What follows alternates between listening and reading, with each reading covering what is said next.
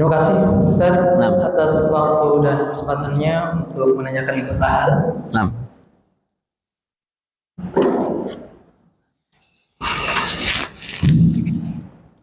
Mohon izin Ustaz, Assalamualaikum. Apakah diperbolehkan niat sholat sunat tahiyatul masjid digabung dengan niat sholat qobliyah? Nah, dalam kaidah-kaidah ibadah, perkara-perkara sunnah itu niatnya bisa digabungkan. Bisa digabungkan. Ini jelaskan dalam berbagai kitab mu'tabar, kitab Syarah Bulughul Maram, kitab fikih sunnah dan sahih fikih sunnah. Jadi ibadah-ibadah yang sunnah itu boleh digabungkan niatnya. Contoh, umpamanya bapak-bapak masuk masjid setelah azan subuh berkumandang. Menjelang sholat subuh berjamaah, maka umpamanya memang ada dua tata cara pelaksanaan sunnah ketika itu. Umpamanya bapak masuk masjid, bapak tahiyatul masjid dulu 2 rakaat. Kemudian kalau bapak ingin sunnah wudhu 2 rakaat boleh, sholat lagi 2 rakaat. Kalau bapak ingin qobliyah subuh atau sunnah fajar juga boleh. Tambah lagi 2 rakaat berarti sampai bisa 6 itu 2 ya, atau tahiyatul masjid sama qobliyah 2 itu boleh ya. Kemudian cara yang kedua, gabungkan semuanya, itu boleh. Masuk masjid ya, kemudian sholat sunnah 2 rakaat, gabungkan niatnya, boleh tahiyatul masjid langsung qobliyah subuh atau kemudian sama sunnah wudhu dan yang lainnya, itu juga dibolehkan. Jadi dalam kaidah fikih dikatakan menggabungkan sunnah itu boleh. Dan pendapat yang kedua mengatakan, ingat, namanya kan qobliyah subuh. Ulama membahas berarti semua sunnah yang tegak sebelum itu antara azan dengan iqamah maka dikategorikan qobliyah. Karena qobliyah secara bahasa artinya adalah sholat sunnah yang ditegakkan 2 rakaat. Maka segala sholat sunnah yang 2 rakaat ditegakkan 2 rakaat sebelum subuh itu, maka itu kategorinya termasuk qobliyah subuh. Maka dalam kaidah sunnah diajarkan menggabungkan perkara-perkara yang sunnah dibolehkan. Sama dengan puasa sunnah, Pak. Bapak habis lebaran ingin menegakkan sunnah 6 hari di bulan Syawal. Pas 6 hari bulan Syawal, Bapak puasanya hari Senin. Puasa 6 hari bulan Syawal ini. Bergabungkan niatnya puasa 6 hari di bulan Syawal dengan puasa sunnah di hari Senin. Maka itu sama dengan menggabungkan niat dan tentu pahalanya akan semakin besar di hadapan Allah Subhanahu wa taala. Boleh menggabungkan. Yang tidak boleh apa? Yang tidak boleh itu menggabungkan yang wajib dengan yang sunnah, nggak boleh. Ustaz, aneh mau gabung nih subuh sama sunnah qobliyah, nggak boleh. Yang wajib nggak boleh gabung dengan sunnah. Aneh mau gabung nih, umpamanya ibu-ibu punya hutang puasa Ramadan, karena mungkin datang bulan, pokoknya Ramadannya umpamanya nggak puasa 7 hari umpamanya. Tiba-tiba masuk bulan Syawal, Ustaz, aneh mau gabung nih puasa qadha, puasa bayar hutang dengan puasa Syawal. Tidak boleh menggabungkan wajib dengan sunnah, tidak dibolehkan. Qadha itu wajib, puasa qadha itu wajib, jangan digabungkan. Ya, yang boleh apa? Menggabungkan sunnah dengan sunnah. Pokoknya kita puasa umpamanya tanggal 10 Muharram hari Asyura, atau puasa tanggal 9 Zulhijjah hari Arafah. Kita puasa pas Zulhijjahnya jatuh hari Senin, gabungkan saja puasa hari Arafah dengan puasa sunnah di hari Senin. Maka perkara-perkara yang sunnah boleh digabungkan. Ini kaidah fikih berdasarkan ijma' para al-fuqara, para ahli fikih yang lainnya. Nah, barakallahu fikum. Pertanyaan selanjutnya, Ustaz, apa hukumnya kalau kita menerima amplop berupa uang karena menurut yang kasih itu merupakan aturan main dari perusahaannya karena telah melakukan kerjasama antar perusahaan? Menerima amplop dari hasil perusahaan atas kerjasamanya, Ustaz. Ingat, segala proses yang halal maka itu hasilnya halal. Jadi kalau memang itu hasil kerjasama dan jelas memang pekerjaannya halal, ya, kerjasamanya dibangun antara radin lahuma, saling meridhai, tidak ada yang terzolimi, maka halal. Nah, walaupun bentuknya amplop, kan persoalan amplop, persoalan transferan, ya, itu kan hanya teknis. Yang harus kita lihat adalah prosesnya. Maka kata ulama, sepanjang tidak mengandung gharar. Apa itu gharar? Gharar tipu daya. Sepanjang tidak mengandung tipu daya, sepanjang tidak mengandung doror. Apa itu doror? sepanjang tidak membahayakan, tidak tipu menipu, tidak membahayakan, tidak mengandung unsur riba, tidak ada riba di dalamnya, tidak ada kezaliman yang tegak di dalamnya, dan perkaranya perkara yang halal, maka hasilnya juga halal. Persoalan itu amplop, persoalan itu transparan, nggak apa-apa. Yang penting prosesnya halal. Ya, itu kaidahnya. Ya, jadi kerjasama itu atau mudharabah, kerjasama dibangun di atas asas keadilan. Adil itu bukan sama rata, Pak. Ingat, adil bukan sama rata, tapi adil adalah wadu asy-syai' fi maudhi'ihi. Adil adalah menempatkan sesuatu pada tempatnya. Umpamanya kalau memang dia pemodal yang besar, maka dia dapatin hasil yang besar. Kalau dia pemodal yang kecil, maka yang dia dapatkan sesuai dengan ikhtiarnya dan modalnya umpamanya. Maka ingat, maka adil itu menempatin sesuatu pada tempatnya.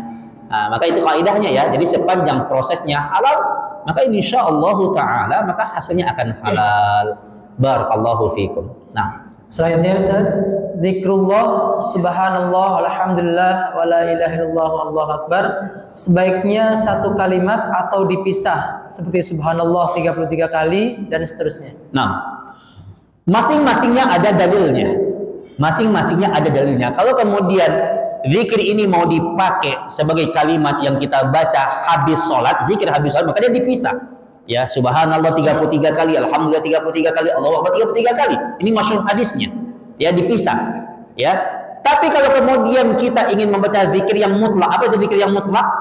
Zikir yang dibaca kapanpun dan dimanapun. Ya, lagi ibu-ibu lagi masak berzikir, lagi nyiapin kopi buat suami berzikir, ya, lagi lagi nganterin anak ke sekolah naik motor atau naik mobil berzikir. Itu namanya mutlak. Dan dalam zikir yang mutlak itu kalimat itu muncul dalam berbagai dalil.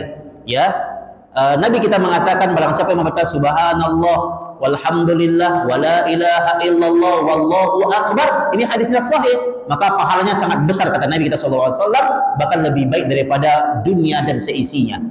Kemudian kalimat subhanallahi wa bihamdi itu juga muncul dalam zikir yang khusus, boleh kita baca. Kemudian ada subhanallah walhamdulillah, ini juga kalimat yang dicintai oleh Allah. Masing-masingnya ada dalilnya dan kemudian semuanya sahih, maka silakan kita ingin membacanya secara terpisah atau kita gabungkan, semuanya ada dalilnya.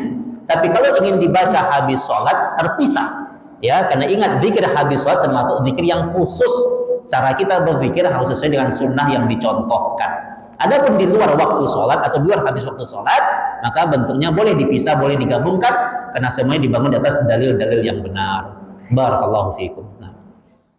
Ada dua lagi, Ustaz. Iya, nah. Mohon jelaskan, Ustaz. Ayam sudah dipotong di mana-mana bisa kita didapatkan untuk kita beli. Apa? Maaf. Oh ya, kita tidak tahu apa dipotong sesuai syariat, tapi di sisi lain kita tahu MUI juga mengawasi. Mohon pencerahannya Pak Ustadz agar kita bisa bertindak sesuai syariat. Terima kasih. Nah, ya. Afan ini karena suaranya agak bergema makanya kurang. Jemaah semuanya dirahmati Allah Subhanahu wa taala. Betul MUI mengawasi ya, tapi kan MUI mengawasi kan nggak sampai kepada pemotongan ayam ya. Kita nggak tahu ya MUI ya. Saya juga cukup lama di MUI. Jadi gini, yang harus kita pahami adalah faedahnya adalah para jemaah semuanya, pertama kita memang harus pastikan gitu. Jadi kalau bisa memang di saat ayam itu dipotong ya, kalau bisa kita hadir gitu. Jadi kita hadir dan memang dalam persoalan ini memang kita kan kalau pedagang ayam itu kan banyak ya, pedagang ayam itu kan banyak. Jadi kalau bisa, pertama kalau kita punya langganan, pastikan langganan ini memang secara zahir ya kita tahu bahwasanya ketika dia motong ayam maka dia adalah orang yang amanah gitu. Nah jadi itu dulu kita pastikan. Jadi kita mungkin punya langganan 1, 2, dan 3, kita pasti di antara sekian banyak pedagang ayam di pasar, hati kita lebih tentram, lebih tenang. Kayaknya nih si bapak ini kalau motong insya Allah dia motongnya dia baca bismillah nih gitu ya, secara zahir. Karena ingat perkara-perkara yang kita yakini, keyakinan itu dia nggak bisa menghilangkan keraguan. Al-yaqinu la yazalu bisyak. Kalau kita udah yakin dengan seseorang dan kita yakin dia motong, apapun terjadi di luar pengetahuan kita, maka itu akan jadi sesuatu yang dihalalkan oleh Allah. Jadi yang pertama, kita yakin dulu terhadap pelanggan ayam potong itu, ya, mana yang akan kita ambil gitu ya. Itu dulu. Pokoknya kita yakin dia muslim gitu ya. Oh, ini yang kalau motong ini Pak Haji nih umpamanya. Jadi ada keyakinan dulu, itu dulu. Yang kedua, caranya kita, kalau memang kita nggak yakin, kalau bisa saat ayam itu dipotong kita hadir. Kita hadir dan boleh kita mengiringi dengan bismillah. Pokoknya ayamnya diambil, Pak, saya mau ayamnya yang itu gitu ya. Ketika kemudian diambil ayamnya, kemudian kita boleh baca bismillah. Diambil, Pak, baca bismillah, kita ingatkan, baca bismillah. Ya.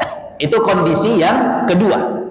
Yang ketiga, kalau yang pertama, yang kedua nggak kita temuin, tiba-tiba kemudian ayamnya udah dalam bentuk hidangan gitu, atau ayamnya udah jadi itu, ayamnya udah jadi, udah nggak ada lagi ayam dipotong, pokoknya ayamnya udah terpotong semuanya, kita tinggal milih dagingnya gitu ya.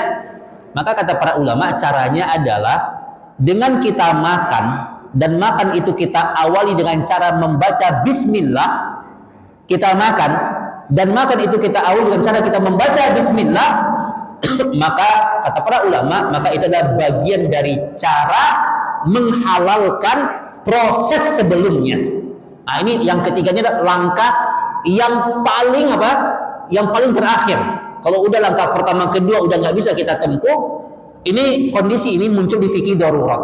Di fikih darurat ini ulama membahas tentang persoalan bagaimana hukumnya umpamanya ketika ada anak-anak yang kuliah di negeri-negeri kafir, pokoknya kuliah di Amerika, kuliah di Inggris, ya, yang boleh jadi ketika ayam dipotong di sana, yang motong orang-orang yang akidahnya berbeda dengan kita.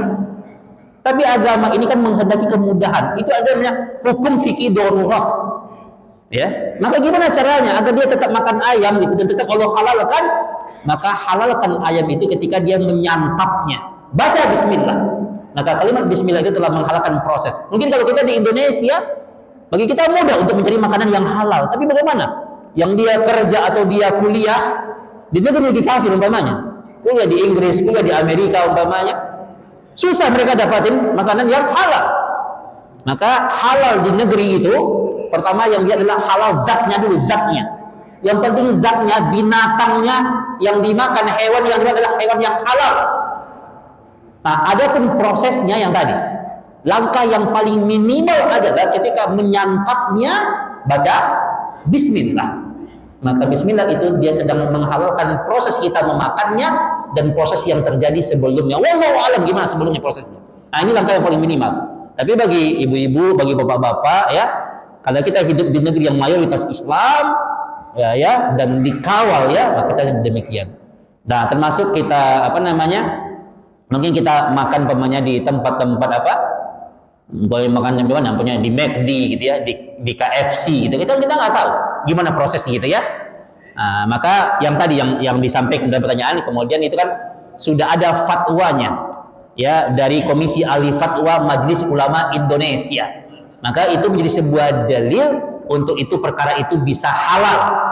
Dan yang tadi ya, kaidahnya adalah ketika kita menikmati ayam seperti itu, maka awali dengan bismillah, itu menghalalkan menikmatinya dan menghalalkan proses yang sebelum itu. Kaidah dimunculkan dalam fikih-fikih darurat oleh para ulama kita. Barakallahu fikum. Nah, Terakhir Ustaz, nah, zikir apa yang terbaik agar lisan terjaga karena meskipun berzikir tapi masih terlihat atau tersebut kata-kata yang kurang menyenangkan bagi yang mendengarnya?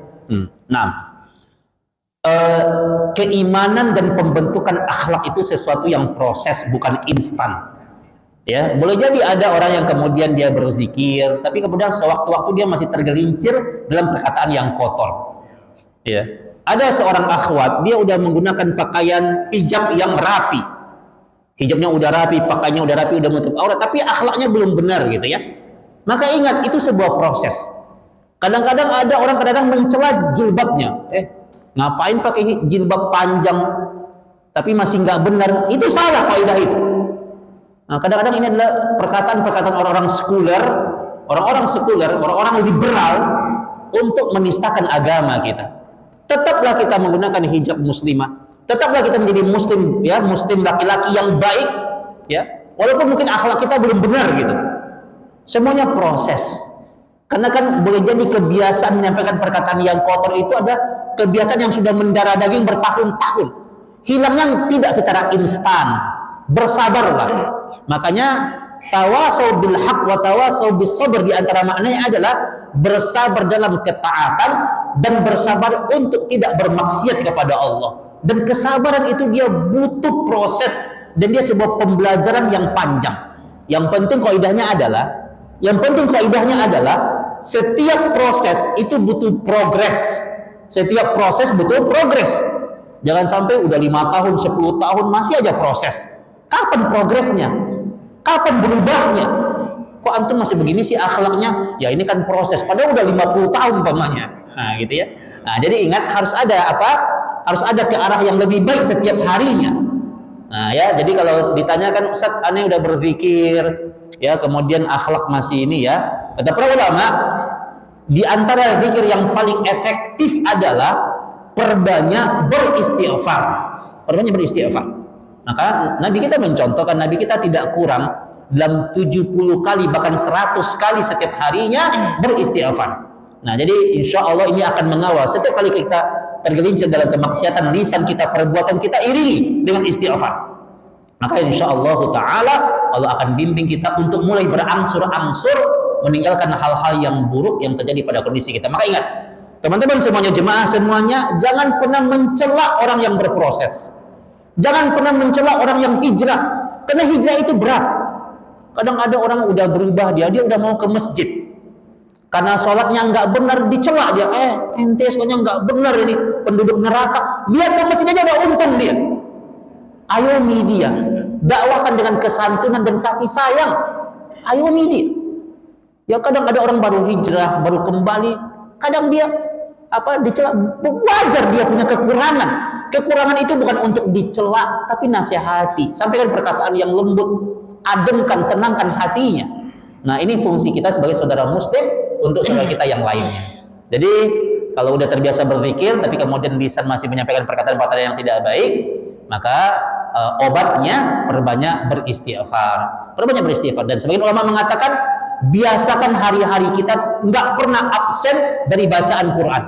Nggak pernah absen. Baca Quran berapa pun, mau 1 baris kayak, mau 2 baris, mau setengah halaman, biasakan. Apapun kondisinya baca. Karena Quran itu berfungsi untuk membimbing kita, membimbing ucapan kita, lisan kita, perbuatan kita, bahkan Quran itu berfungsi menata hati kita. Nah, wallahu a'lam, barakallahu fikum. Nah, baik, jazakallahu khairan Ustaz, sudah membantu untuk membacakan pertanyaannya. Demikian jemaah semuanya, kajian kita pada hari ini, mudah Allah Subhanahu wa taala membimbing kita kepada jalan-jalan yang diridhoi Allah Subhanahu wa taala. Saya selalu sampaikan prinsip kajian kita adalah kita tidak pernah merasa paling benar. Kita tidak pernah merasa paling benar karena sifat paling itu adalah warisannya iblis. Tapi kita adalah manusia yang sedang belajar untuk bersama-sama mencari jalan yang benar, yang mudah-mudahan jalan itu jalan yang diridhoi oleh Allah Subhanahu wa taala. Jadi kita semuanya sama-sama belajar untuk bersama-sama mengingatkan, untuk bersama-sama kita mencari jalan yang paling benar. Boleh jadi kita benar dan boleh jadi orang di luar kita jauh lebih benar daripada kita. Ya, maka ingat ini adalah agama yang luar biasa memberikan kebaikan kepada kita. Mudah-mudahan kita dibimbing dalam kebaikan, dan kemudian akhir hidup kita pun diakhirkan dengan kebaikan di sisi Allah Subhanahu wa taala. Mudah-mudahan bermanfaat ya. Nafa'nallahu wa iyyakum bil ilmin nafi' wal 'amal shalih. Wa sallallahu ala Muhammadin wa ala alihi wa sahbihi wasallam. Mari kita tutup dengan doa kafaratul majlis. Subhanaka Allahumma bihamdika asyhadu an la ilaha illa anta astaghfiruka wa atubu ilaik. Wa akhiru da'wana alhamdulillahi rabbil alamin. Assalamualaikum warahmatullahi wabarakatuh.